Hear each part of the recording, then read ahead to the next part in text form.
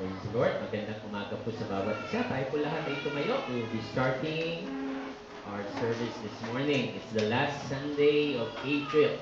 Kaya kahit mainit po ang panahon, we thank God na hinihintay po natin ang orasan para sa Panginoon. Hawakan po natin ang kamay ng ating katabi. Kakilala mo hindi? And let's just pray for one another na dumaloy hindi ang problema, hindi ang karamdaman, hindi ang bayarin, hindi ang sirang relasyon. Ang dumaloy, ang Espiritu ng Diyos na may kapayapaan, na may kalakasan, na may kagalingan, may provision na nagmumula sa Panginoon. Lord, anoint the worship team as they lead us into worship. Anoint us, Lord. Ibigay namin ang pinakamagandang pagsamba na nararapat para sa iyo, Panginoon. Sa aming pagbibigay, sa aming pag-aaral ng iyong salita. Banal na Espiritu, sumaamin ka. Kumilos ang iyong Espiritu, Panginoon. Maluwalhati ang iyong dakilang pangalan. Lord, salamat. Salamat. Purihin ang iyong dakilang pangalan. Sa pangalan ni Jesus, sa lahat ko'y magsabi, Amen. Thank you, Lord. Amen. Sabihan po niyo yung katabi, handa na ako magpuri sa Diyos. Amen. As the worship team will be leading us as we worship God this morning. Amen. Good morning po. Tayo po ba'y nagagalak at nandito tayo ngayong umaga? Amen. Sige po. Before we start our praise and worship, let's read Ephesians chapter 3 verse 13. Ephesians chapter 3 verse 13 to 21. I ask you, therefore, not to be discouraged because of my sufferings for you, which are your glory. For this reason I kneel before the Father, from whom his whole family in heaven and on earth derive its name. I pray that out of his glorious riches he may strengthen you with power through his Spirit in your inner being, so that Christ may dwell in your hearts through faith. And I pray that you, being rooted and established in faith, may have power together with all the saints to grasp how wide and long and high and deep in the love of Christ, and to know this love that surpasses knowledge, that you may be filled to the measure of all the fullness of God. Verse 20, now to him who is able to do immeasurably more than all we ask or imagine, according to his power that is at work within us. Last verse. To him be glory in the church and in Christ Jesus through all generations, forever and ever. Amen. Yes, Lord Jesus Christ. Kanina napakabuti ng Panginoon. Amen. Yes, hallelujah. Declare this to our Lord that you are good, Father God. Clap our hands for the Lord. Amen. Hallelujah, Jesus. You are good, Lord.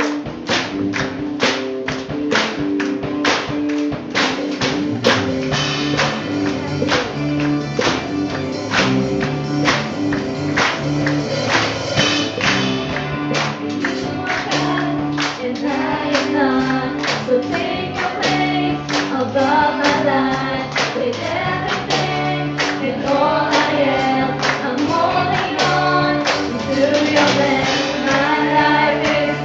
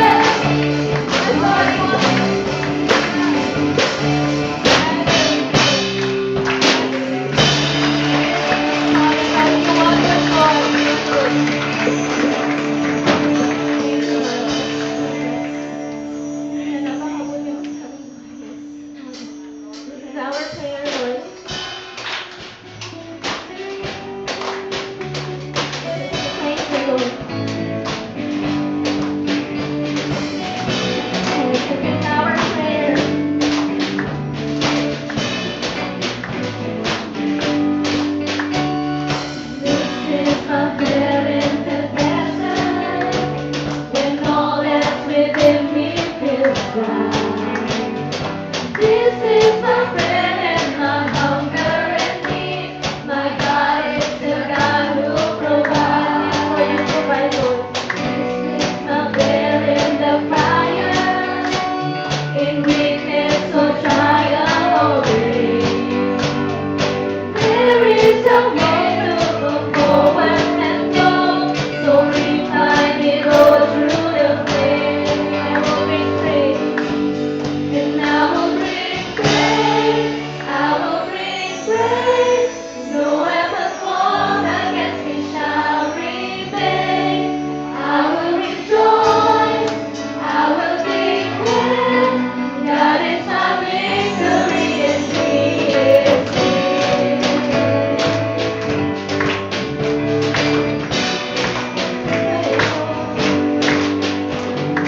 This is my prayer in the battle.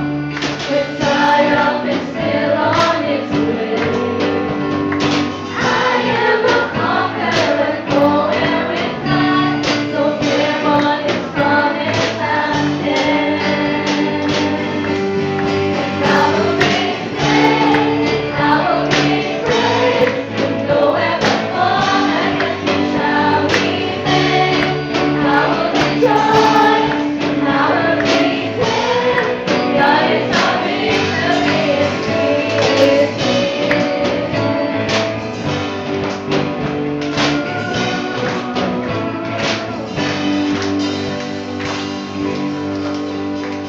All of my life, in every season, You are still God. I have a reason to sing. I have a reason to worship. All of my life, in every season, You are still God. I have a reason to sing. I have a reason to worship. Lord, all of my life, all of my life, in every season, You are still God. I have a reason to sing. I have a reason to worship. For the last time, let's sing this song, Lord. All of my life, in every season, You are still God. I have a reason to sing. I have a reason to worship. And I will bring praise, I will bring praise. No weapon formed against me shall remain. I will rejoice, I will declare, God is my victory. And I will bring praise, I will bring praise. No weapon formed against me shall remain. I will rejoice, I will declare, God is my victory and He is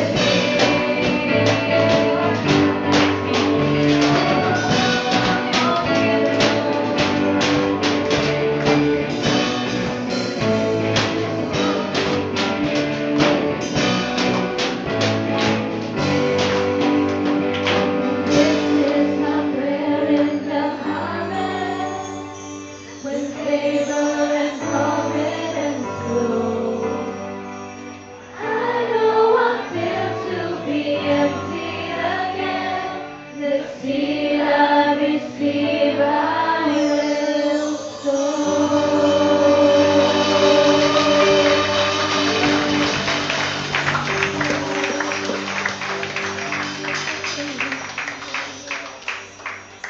Hallelujah, Jesus. Let's continue worshiping our God. Yes. Hallelujah, Jesus. Whatever problems comes our way, let's just focus our eyes into our Lord. Whatever happens in the past, or whatever is happening in our life, let's not focus on the problem, but let's focus on our God, on our big God. Yes. His peace.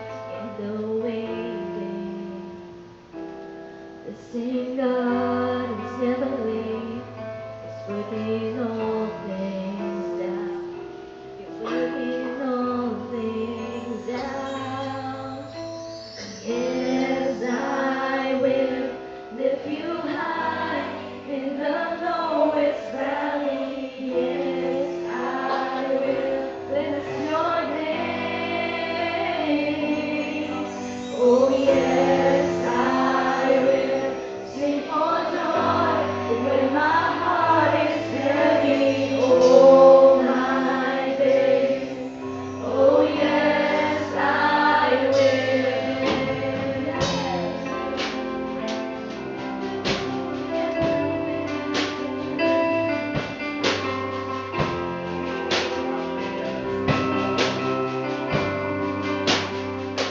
I know one thing.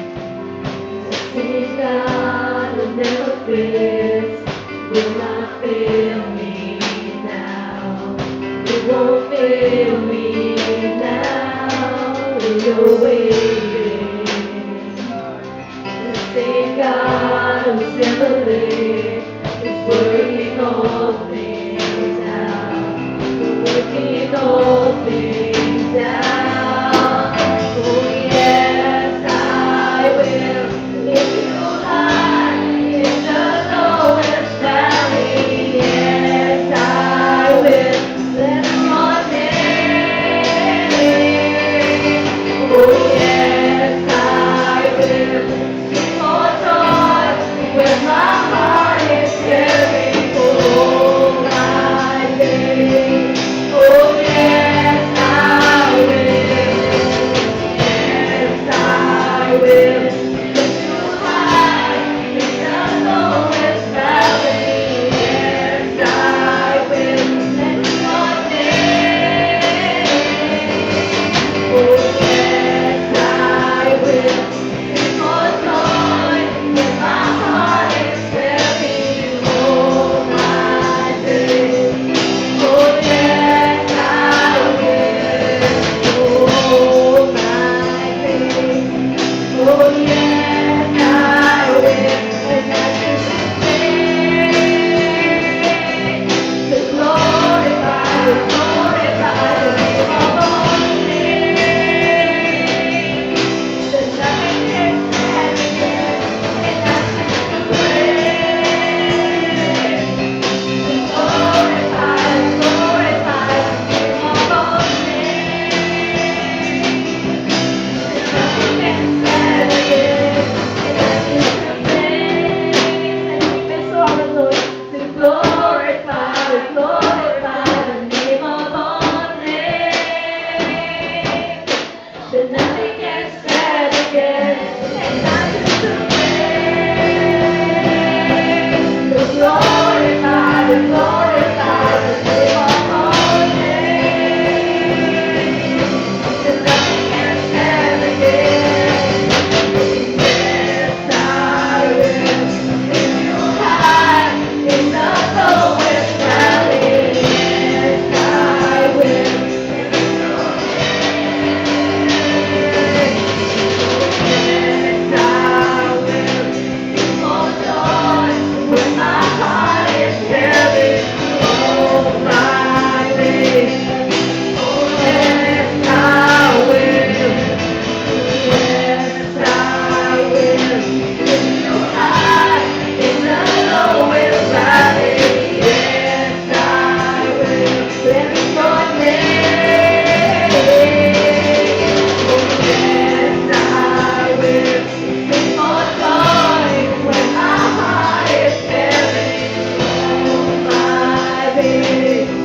Oh yes, I will for all my days. Oh yes, I will for all my days.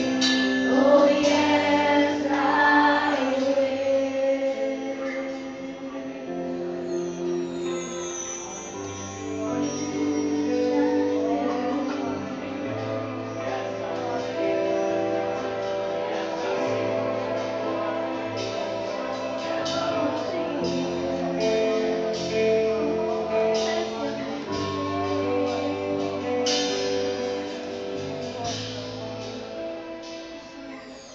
Let's continue worshiping Him.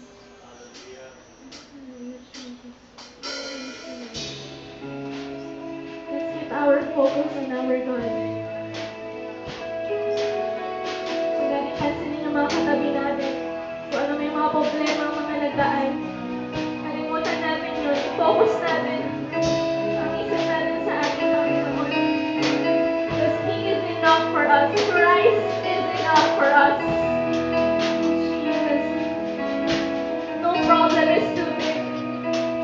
our begotten soul. Hallelujah, Jesus, Lord.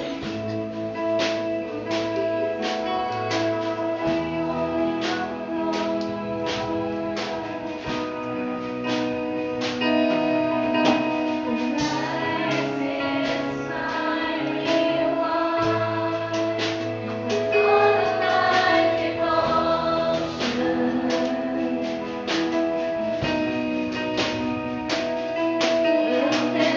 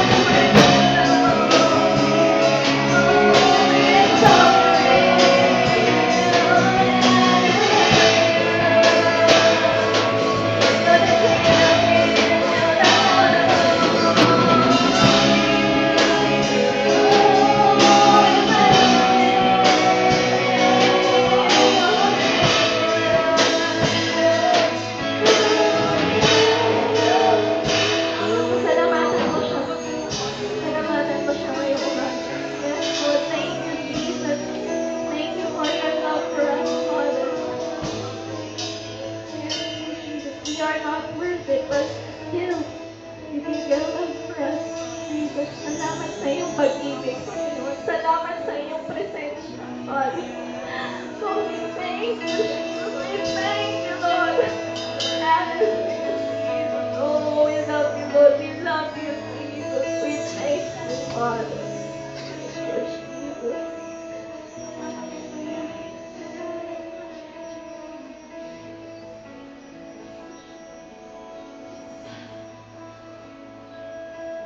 Let's continue in the attitude of worship as Sister Rose opens us in prayer.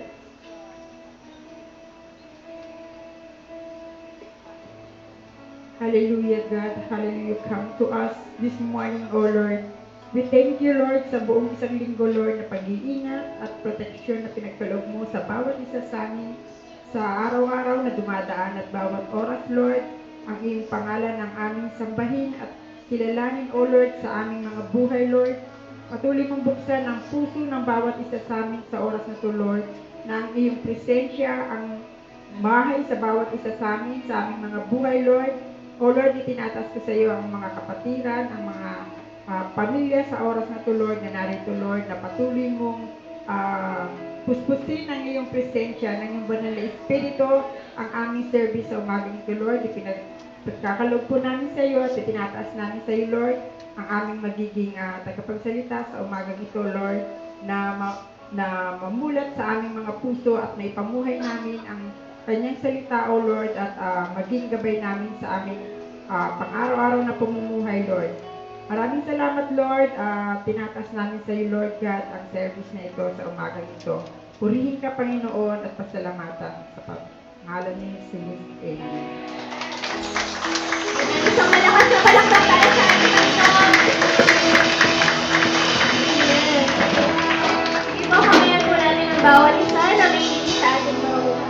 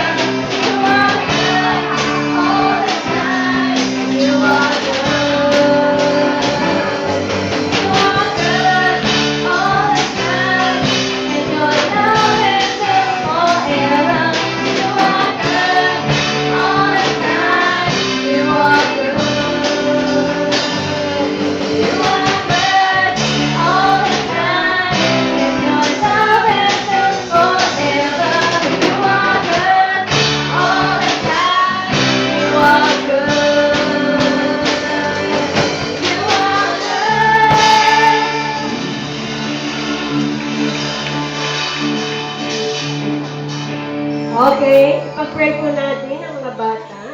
Let's extend our hands toward them and pray for them as they go to this church. Let's pray. Close your eyes. Panginoon, maraming salamat po sa mga bata na nandito sa harapan. Tinataas po namin ang bawat isa sa kanila sa pagpunta nila sa Children's Church. Pangunahan mo po sila, nabadaman nila ang presensya mo, pag-ibig mo, panungulo mo. Sa kanilang guro, Ama, na magtuturo, ikaw mag-anoint sa kanila. Salamat sa gagawin mo sa kanilang kalakasan, sa buhay nila ngayon, at binabalik namin ang pasasalamat sa pangalan mo, Jesus.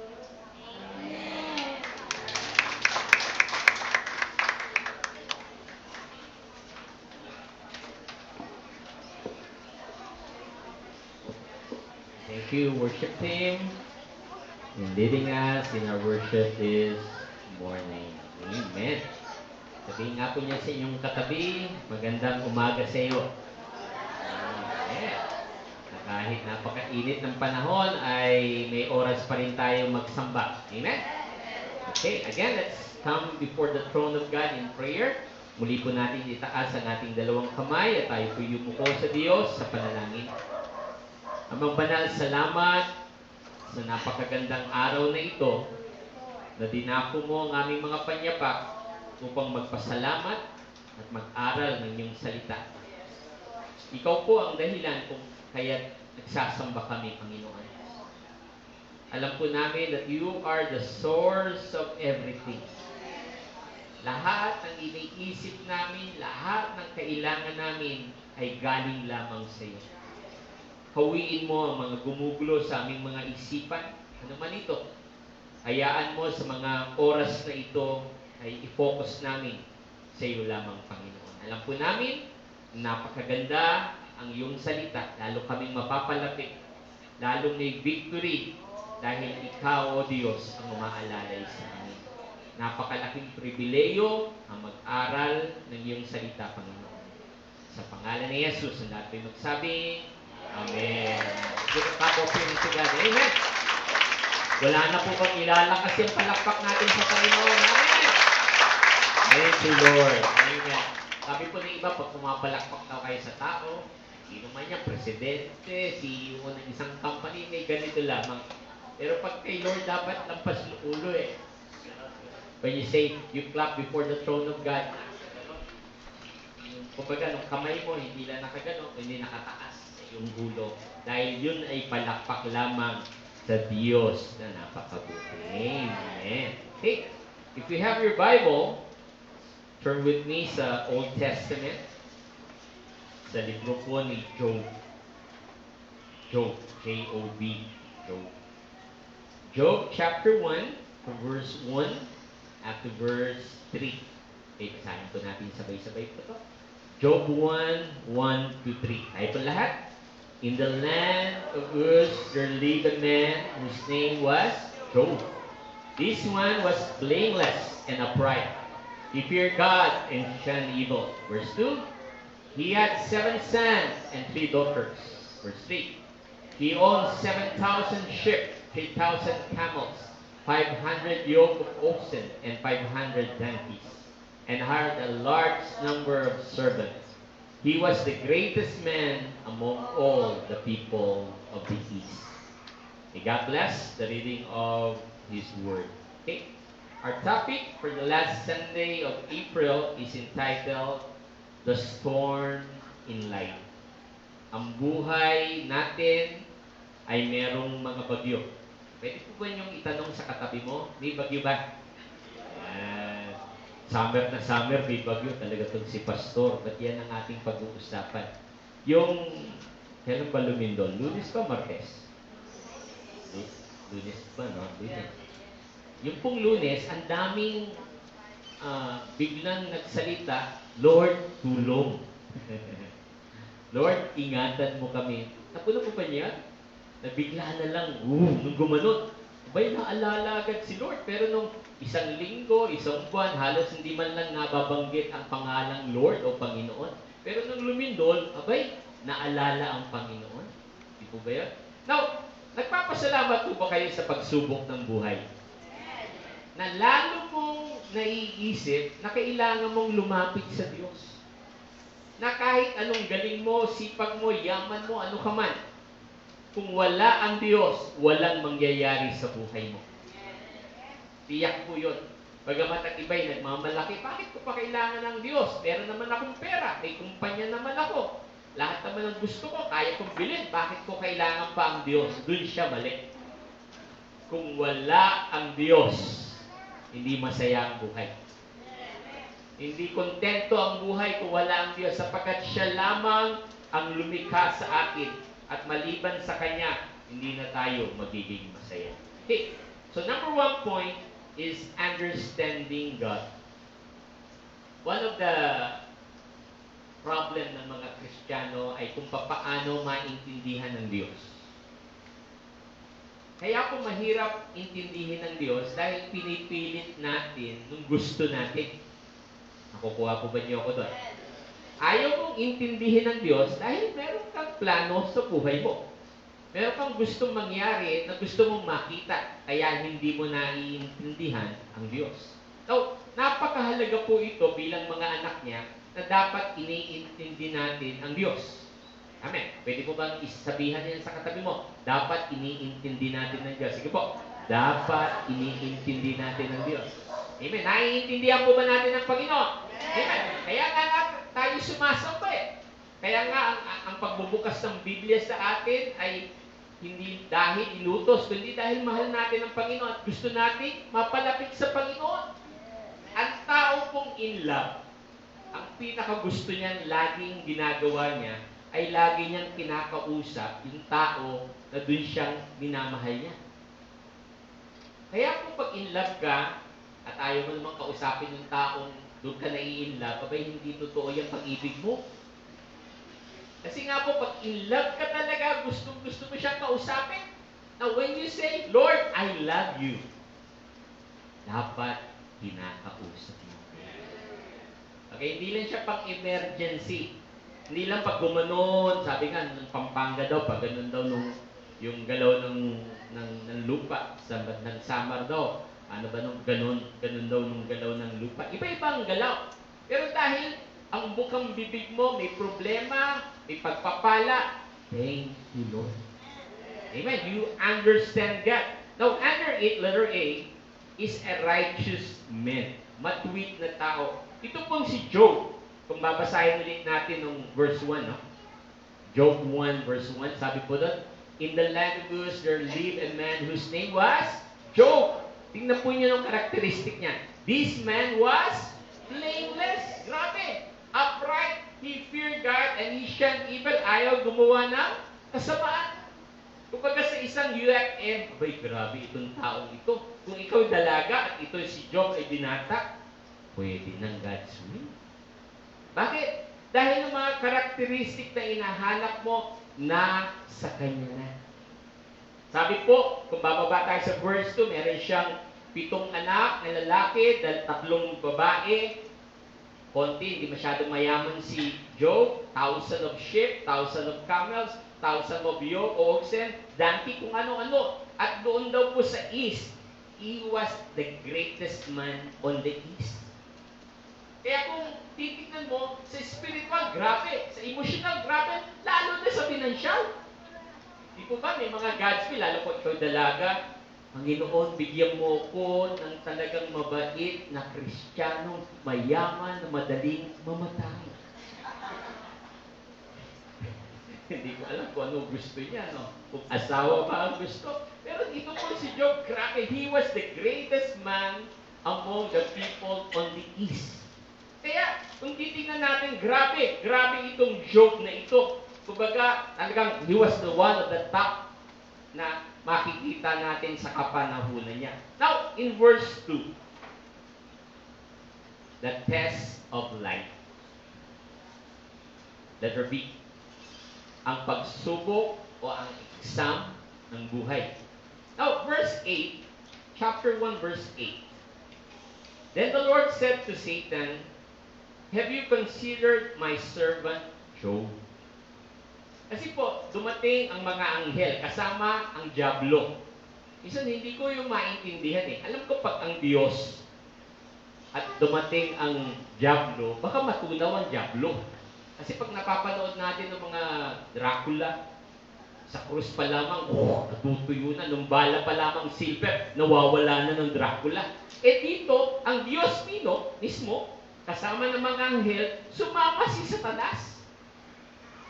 So what you mean, hindi natutunaw si Satanas sa presensya ng Diyos. Kaya sabi ng Diyos, saan ka nanggaling, Satanas? Ano sabi niya? Sa verse 7, Satan answered the Lord, from roaming through the earth and going back and forth in it. Ganun po pala ang kilos ng dyablo. Kilos ng kilos. Tapos sabi ni Lord kay Satanas, nakita mo ba nung anak kong tiga light of light na ang pangalan si Job? Pinagmalaki po ba siya ng Diyos? Oh. Tapos sabi naman ni Satanas, kaya lang tumitingin sa inyo yung Job na yan, pinagpala mo kasi. So hinamon ng Diyos. Tapos sabi ni Lord, sige, bigyan mo siya ng pagsubok, pero wag mo lamang gagalawin ang buhay niya. Now, agad-agad, pagkasabi yun, takbo agad si Satanas sa lupa. Sa verse 14, dito, naubos at may umatake sa kanila at inubos ang donkeys nila sa Sibian, sa verse 15. Now, sa verse 16, habang hindi pa natatapos ng messenger na magsabi ng masamang balita, sabi niya, Job, may apoy ng Diyos galing langit at yung ating mga tupa kasama ng iyong mga servant na sunog, ako lamang ang nakaligtas. Hindi pa natatapos, sabi sa verse 17, hindi pa natatapos ng masasamang balita. Sabi niya, dumating ulit ng mga Chaldeans, kinuha ng mga kamelyo natin, itubos lahat. Pagkasabing ito naman, isang servant sa verse 18, sabi niya, yung mga anak mong 7, yung 3 anak mong babae, nagsasaya. May dumating na isang malakas na hangin, lahat sila patay. Now, biglaan. Kaibigan, ang buhay, sabihin mo nga sa katabi mo, isang sakit pala. Sakit din. Isang matindi lamang sakit, tapos ka. Pag mamalaki mo ng maganda mong bahay, isang sunog lamang yan. Pag mamalaki mo ng isang malaki mong kumpanya, isang bankrupt lamang yan. Now, sabi po dito, lahat nangyari kay Job. Pero ano sinabi po niya sa verse 21? Let's read that verse 21. At this, Job got up and tore his robe. Inalis nung kanyang damit. He shaved his head. Nagpakalbo. Talagang discouraged na, no? Then he fell to the ground in worship. And in verse 21, and he said, naked I came from my mother's womb. Hubad akong ipinanganak, at ako'y hubad rin aalis. The Lord gave, and the Lord has taken away. May the name of the Lord be praised. Wow. Sabi ko, Lord, isang kamag-anak lang mawala, ang sakit-sakit na. Halos linggo, buwan, taon, hindi pa nakaka-recover. Pero ang sinabi ni Job, blessed be His name. Pwede ba natin sabihin yun? Blessed be His name. Mas malakas po. Blessed be His name. Now, sa verse 2, nagkita ulit si Lord. At si Satanas, sabi ni Lord, tingnan mo, galing nung servant nung si Job, no?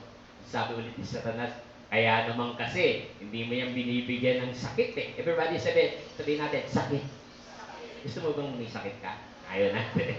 Di ba? Sabi ni Satanas, kaya lang lumalapit yan, wala yan sakit eh. Alam mo ba nyo, pag hindi ka kaya sa pinansyal, titirahin ka sa emosyonal. Pag hindi ka kaya sa emosyonal, titirahin ka sa physical. Nung iba nga sa inyo, may 3 ganun eh. Physical, emosyonal, pinansyal. Puro tira. Pero thanks be to God sa ating pagsubok sa buhay, lalo lamang tayo lumalapit sa Panginoon. Now, tingnan po natin yung sinabi ng kanyang wife. Chapter 2, verse 9. Tingnan nung asawa ni Job na ang bait-bait. Ano sabi? His wife said to him, are you still holding on to your integrity? Curse God and die. Ang bait na asawa. Ano sabi niya? Sumpain mo ang Diyos at mamatay ka na. Amen? Yung mga mag-asawa ko, lalo nung lumindol, nung babae, naalala niya nung asawa niya. Ako, lumilindol. Asan na kaya nung asawa ko? Sana natabunan na ng pader. Alam mo, naalala dahil mahal. Yung pala, ang prayer niya, sana nabaksa ka na ng pader. But praise God, sabi dito, you curse God and die. Grabe po itong asawa niya. Dumating yung 3 kaibigan po ni Job. Halos tinitigan lamang po si Job dahil dumating po nung source o kaya nung tawagin po natin ay sa Tagalog no parang piksak. Magmula ulo hanggang kanyang paa, tinubuan siya ng piksak. Sino na po dito na nagkaroon ng piksak? Gusto po ba niya magmula ulo hanggang paa? Sala, masakit na. Isipin niyo kung paano itsura ni Job. Nakakagalaw pa kaya siya? Kasi lahat, puro piksak. Ang sakit. Yung mga kaibigan niya, dumating nung 3. Alam ba niya nung ginawa nung 3? Sa loob ng 1 linggo, tinibahan lamang nila si Job at walang nagsasalita. Tiyak, mga kaibigan niya, puro lalaki yun. Kasi kung may babae doon at hindi magsalita, mamamatay ng babae doon. Hindi magsasalita. But walang nagsasalita. Siguro sa habag nila. Now, if you read the book of Job hanggang chapter 41, doon po, bandang huli, medyo gumi-give up na si Job. Sabi ni Job, ba't pa ako pinanganak? Ano ba nangyari sa akin? Ginawa ko naman lahat sa Diyos. Now, we question God. Diba, lalo pag tayo namatayan, Lord, binigay mo pa siya, pero kinuha mo pa. Lalo pag namamatayan, yun lagi ang daig. Binigay daw ni Lord, pero kinuha pa ni Lord. Abay, sino ba may-ari? Ba't ka nagagalit? Sa'yo ba yun? Yung buhay pa ng kamag-anak mo, mahal mo sa buhay sa'yo? No! Pahiram lahat yan ng Diyos. Ang sabi nga ng Biblia, dahil sa kanyang habag, o sa simpleng Tagalog, dahil sa kanyang awa, tayo'y naging mga anak niya. Amen. It's not what you do.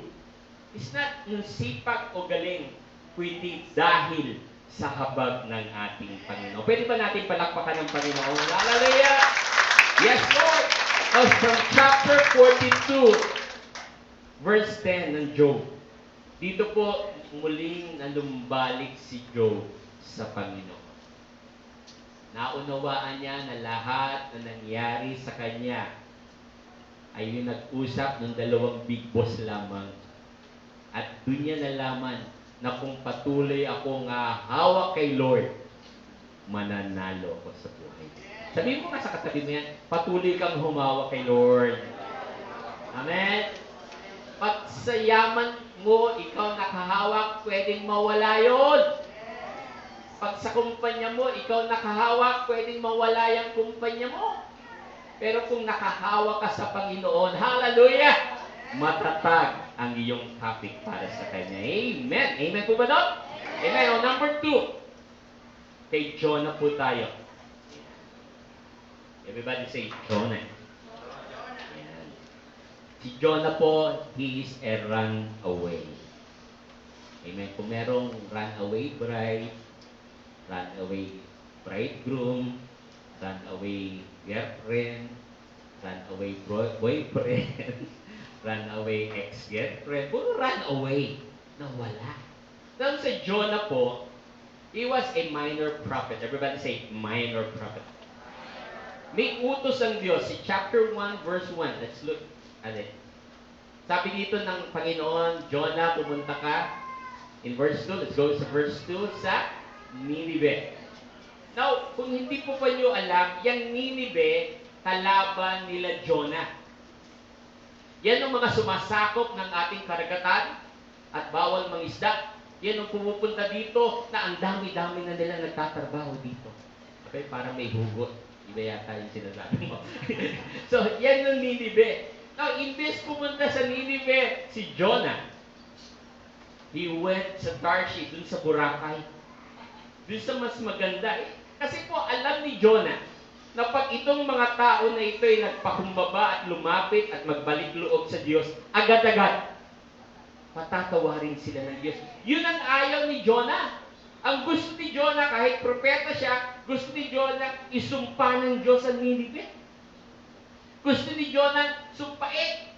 When we were in Palawan 5 po yun, ng mga Chinese pong mga heads ng Taiwan, heads ng Hong Kong, heads ng China mainland.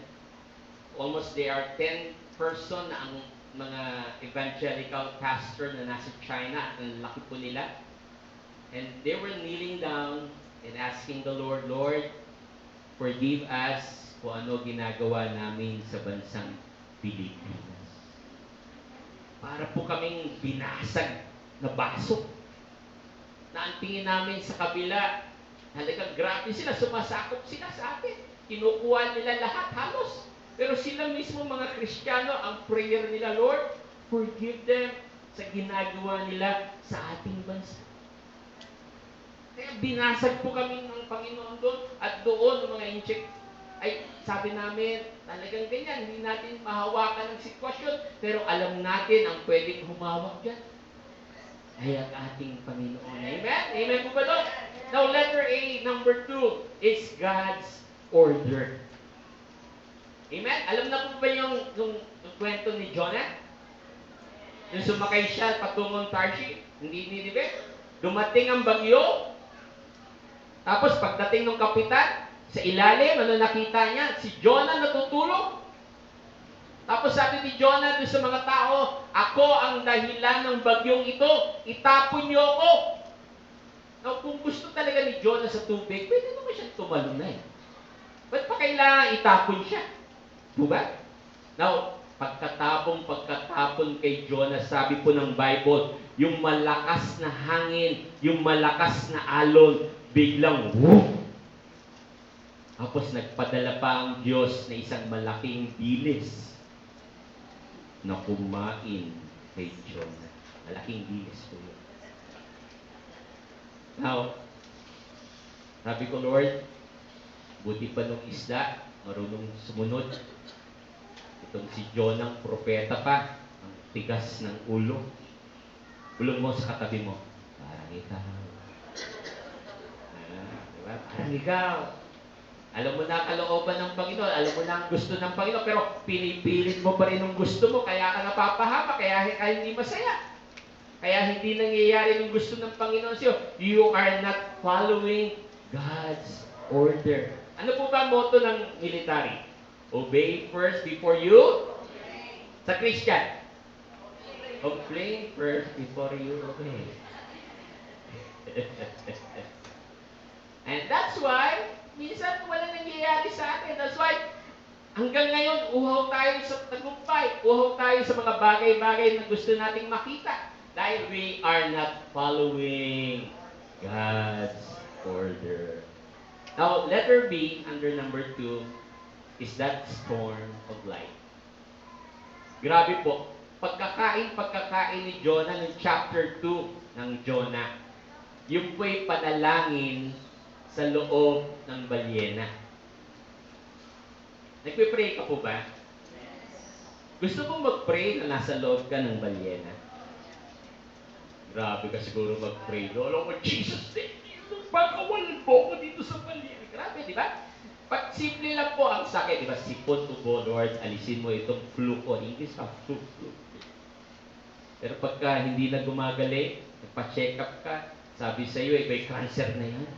Okay, grabe ka na mag-pray. Di po ba, tumitindi ka na mag-pray. Talagang very prayerful ka na. Halos araw-araw nagpe-pray ka na. Kasi yan ang nagagawa ng storm. Na ilalapit ka kay Lord. Kaya po, pag ang prayer nyo, Lord, give me patience. Sino mag-pray ng gano'n? Lord, give me perseverance. Gugulo lalo buhay mo. Bakit, Pastor? Kasi nga, patient eh. Ang inihingo, pasyensya. Ang dadating sa iyo, problema. Sa problema na yon, doon mo masusubok yung pasensya ni Lord. Dahil ang tao, amen. Amen. Kaya thank God sa bagyo. Everybody say that. Thank God sa bagyo. Mas malakas mo po. Thank God sa bagyo. Amen. Ang daming mga expert ng the big one. Sabi nila, nung the big one, pag tumama daw talaga yan, magmula Montalban, dire-diretso hanggang Alabang. Ang lalim-lalim na bukas daw po sa ilalim ang lupa natin. Pag tinamaan talaga ng the big one yan, ang daming pwedeng mamatay. And that's true. Pero meron tayong sinasandalan na big God. Amen? Kung ikaw'y mawawala, kung ako'y mawawala, to be absent from this body is to be present. Wala na dong gutom. Wala na dong sakit-sakit. Wala na dong sakit sa ulo. Wala na dong isip ng isip doon sa kabilang buhay na yon. Dahil yung storm na yan, ngayon lamang yan dumadating. At yan storm na yan, yan ang nagpapatatag sa atin. Let's give a clap offering unto God. Yung mas malakas po para kay Lord. Hallelujah! Amen. Now, number 3, the prison cell. Let's go kay Pedro. Acts chapter 12. Letter A is persecution time. Pina-persecute po ba kayo? Amen. Yung po bang nagsisimba na mag-isa dito na kawalan ng Christian sa inyo, ikaw ba'y sinasabihang wag nang umaten? Meron ba dito ng gano'n? Kasi nung sasabihin sa'yo, magmula ngayon, hindi ka na pwede mag-church pag Sunday. That is persecution. Yung iba namang libre-libre, ayaw magsimba. Linggo lang kami pwedeng magpahinga. Walang persecution yan. Tawag doon, katamadan. Now, as we study persecution po, yung panahon ni Pedro, lahat ng Kristiyano hinuhuli. Sabi mo sa katabi mo, hinuhuli. Ano po kaya ang malaki niyang bukas ay magbigay ng presidential degree na lahat na sumisimba ay huhulihin? Magsimba ka pa kaya? Ngayon lang nga, tinatamad ka lang magsimba. Tapos dadating pa ng presidential degree. Ang lahat na matagpuan sa loob ng building ng Light of Life, ikukulong. Kulong mo nga sa katabi mo, simba ka pa kaya? Wala nang nagsasalita. Terrible persecution po yan. Kauhuli lamang po ni Santiago, ni Katokayo, at pinugutan siya ng ulo. Hinuli si Pedro.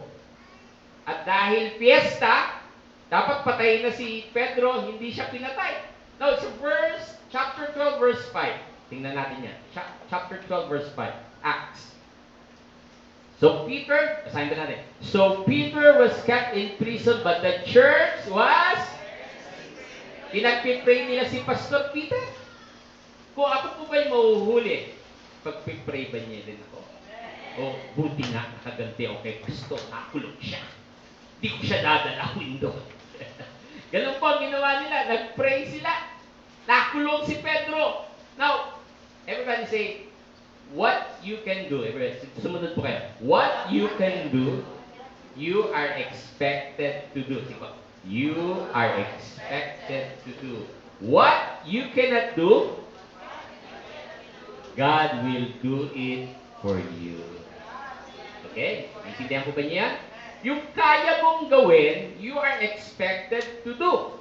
Yung hindi mo kayang gawin, God will do it for you. Hallelujah! Amen? Now, si Pedro po ay kinulong. Ang bilangguan po noon ay rehas, na sa loob ay may chain ka pa, meron pang bilog na bakal po doon. Talagang grabe ang bantay kay Pedro. At on verse 8, dumating ang messenger, letter B, the messenger of God. Everybody say, God is not late. God is not late. Amen. Meron ka bang hinihiling sa Panginoon? Yes. Hindi po siya pwedeng mahuli. Amen. Kung ang tingin mo, late ang Lord, no. Advance ka lamang. He is never late and never advanced.